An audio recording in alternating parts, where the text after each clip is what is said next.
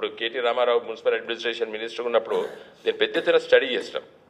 ఇప్పుడు మీరు అన్నారు ఇప్పుడు Jubilee bus stand to Shamirpet వరకు దాన్ని డబుల్ డెక్కర్ పెట్టాలని చెప్పి నేను యాజ్ కరీంనగర్ ఎంపీ ఉన్నప్పుడు నాగపూర్లో మీరు చాలాసార్లు రాసిండ్రు దాన్ని డబుల్ డెక్కర్ ఒక నితిన్ గడ్కరీ ఒక్కడే పెట్టిండు ఇండియా ఇంతవరకు లేపిండు.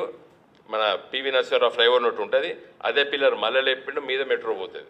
డబుల్ డెక్కర్ మీద మెట్రో, కింద ఫ్లైఓవర్, కింద నార్మల్ రోడ్.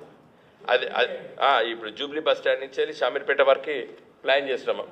అప్పుడు నిర్మలా సీతారామన్ గారు ఉంటే డిఫెన్స్ మినిస్టర్ దగ్గరికి వెళ్ళి అవన్నీ చేసినాము.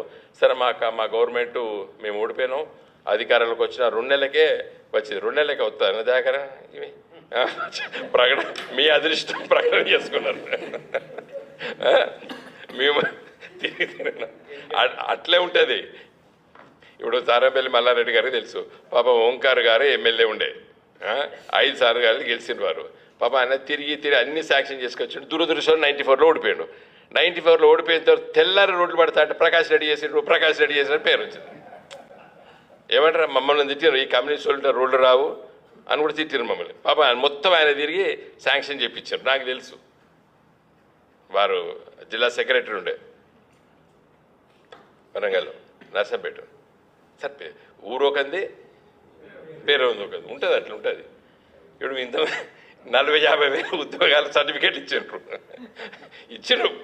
అది మీ కాకపోయినా మరి మేము ఇచ్చుకోలేదు, అది మా దురదృష్టం.